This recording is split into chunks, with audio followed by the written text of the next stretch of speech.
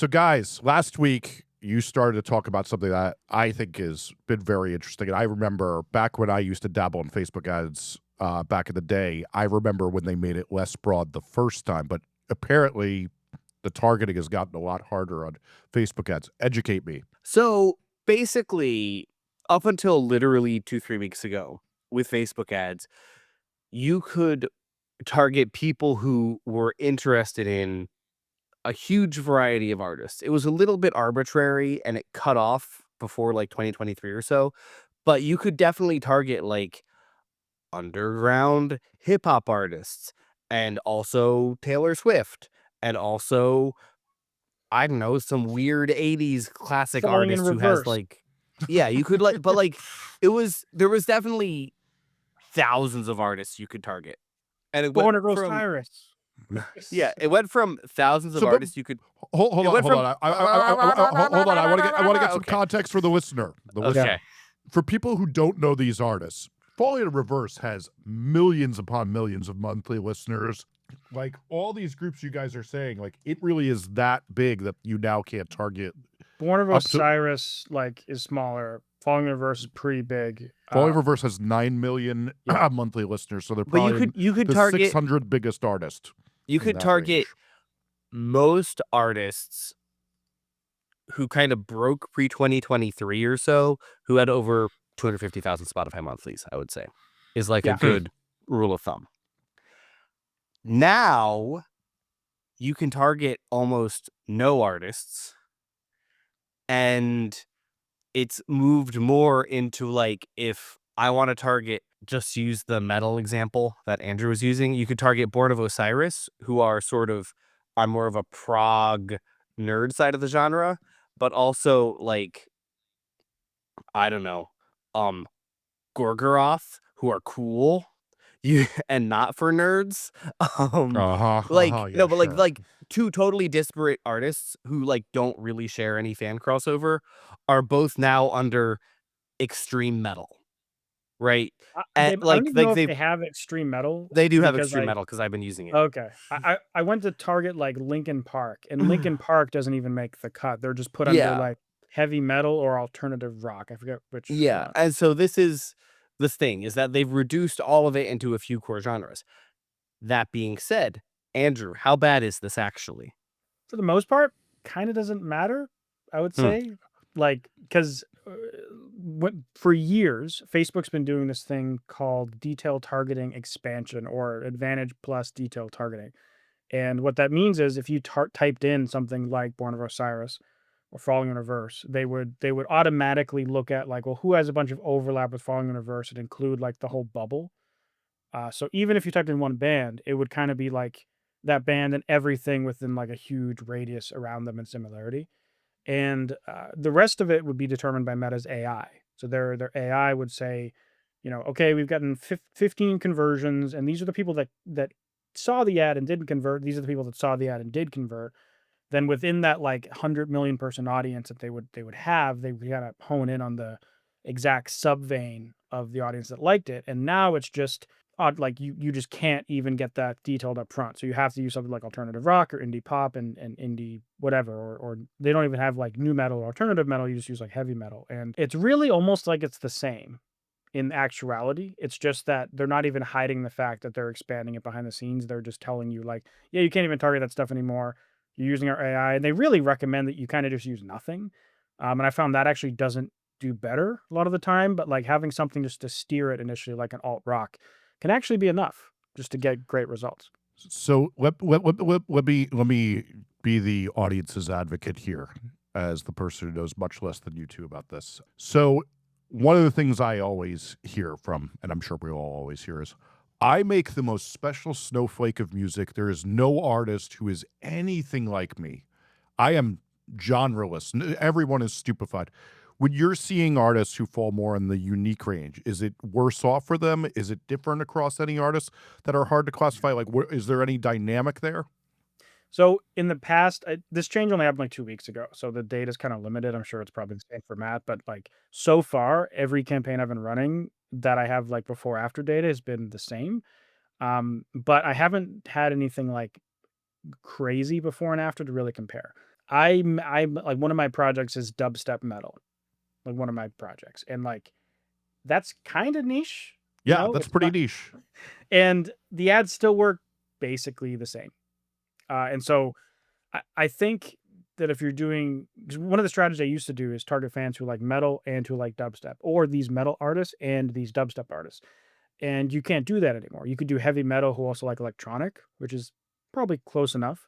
But even for that, it's been fine. So I think if you are a special snowflake and you're doing like, it's like folk death metal, but like all your lyrics are in German or something, uh, like I think you're I gonna know be fine. 7 people who do that. Yeah, of course you do. Of course. Only you. I've heard some folk death metal, but the reality is like you kind of can still hone it in because like let's say like I'm a jazzy rock band. You can still say like I want to target people who like alternative rock who also like jazz. That's still possible. So I think even if you're in a special category, it's fine. And what Meta's been driving to is they really want your visuals to dictate the targeting. And Yeah. the way that works is basically who responds good to the visuals is kind of dictates how Meta's AI optimizes towards their conversion. So like if you have the wrong brand and the wrong visuals, like if your visuals scream pop music, but in actuality you're folk or whatever, like it's not going to convert as well, and therefore the AI is going to not work as well. So it's really shifted to like visuals being even more important than they already were, and they were already very important. Yeah, and I wanted to so what what I had been finding in the old way for a long time when we had more targeting options was that the targeting didn't really matter as much as the content you were testing. Certain targets were completely off base and you just tested them and you were wrong and that's fine. But it was really more about like what is the video content? Are people responding to this yes or no? Because early adopters especially, which these ads are essentially optimizing for, and I'll get into that in a second. Early adopters especially are relatively open-minded because they're just looking for new things. Like the type of person who's going to engage with an ad to discover a new artist is like a very particular type of person. It's Got it. not, most people are not looking for new music. And so the other piece to understand, and Andrew, you kind of alluded to this, is if I am targeting Falling in Reverse for my metalcore project in the old system, right? Like it's actually feeding it to a universe of people much bigger than that. Because Meta is like crawling the song, probably also crawling your profile for genre tags or whatever, or how people are talking about it throughout the internet. And then going, okay, who are the people in our database who are most likely to interact with this in the desired way? Because if you understand how to use meta ads, you are telling Meta how you want people to interact with this ad. Do you want people to click through the ad to click through a landing page to go to Spotify, which is a lot of what Andrew and I do to grow streams, do you want people to click through the ad to go to a sales page to buy a product, which is another thing we both do, to grow streams. But they're optimizing not just for the audience, but also people in that larger audience who will take the desired action, because all Meta wants to do is give you the cheapest possible result from what you tell it to do. And so this is just what they've been already kind of doing.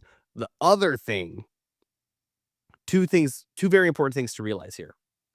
One, and we've seen this happen multiple times with Google because Google's ad product is 10 years older than Meta's ad product, something like that. Yeah. So we've seen it happen a few more times. 99% of Google's ad revenue is from the top like 5% of advertisers or something. So though those aren't like exact numbers, but what I'm saying is like the vast majority of Google's ad revenue is from like major corporations. I mean, So the Twitter lawsuit claims of collusion that there's like 7 major advertisers because it's all those bulk advertisers. So I'd yeah, imagine Yeah, Google's advertising income is very similar to Twitter's. yeah. So okay, so whatever, that's fine. But what all these companies realize is, okay, so the top 1 to 5% of advertisers are the vast bulk of our revenue. The people who are buying ads and running ad campaigns for those top 1 to 5% of buyers are extremely, extremely educated and in like how this works and don't really kick up a stink over shit. All the people buying like $200 ads and then having an issue and demanding customer service, those are not people we want to deal with. So we're just going to try to cut them out, right? And We it's being Facebook, you're saying. yeah, Facebook or Google or whatever.